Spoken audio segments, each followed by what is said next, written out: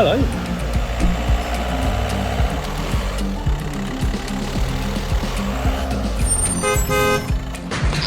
Pichler van. Hey there. Hi, what have you got this week? Come and see. Oop. Welcome to the Pichler virtual van again, and this week I thought we'd focus on some of the smaller kit that we do. So I'm going to show you our new trim tool set that we've had out for a few weeks.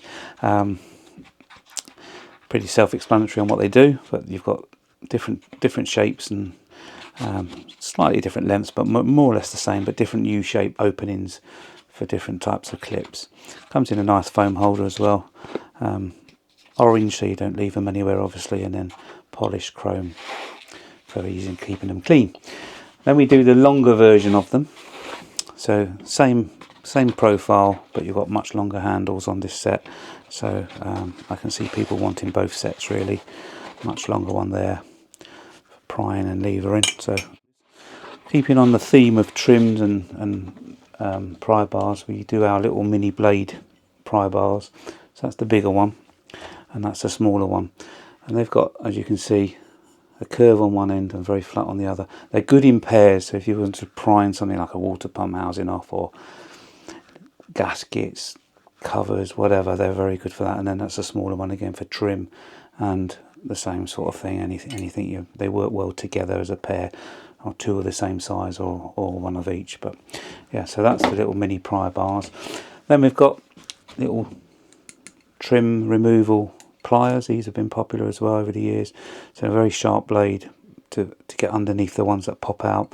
They've got nylon covers on the back so that you can lever against, protecting against trim or paint or plastic, so you can get in and lever. So yeah, they're our trim pliers, trim clip pliers. And we've got our new little pry bar set, so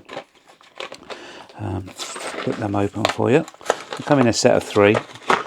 We've got three different profiles. You've got a bent one, 45, and then a straight one. So they're little pry bars, or lever bars if you want to call them. They've got a little pocket clip as well. So again, can't really say anything you're going to use them for exactly, but as we all know, pry bars and lever bars all come in handy. So that's a little three-piece set that we do. So that's all the trim and clip tools that we've got at the moment.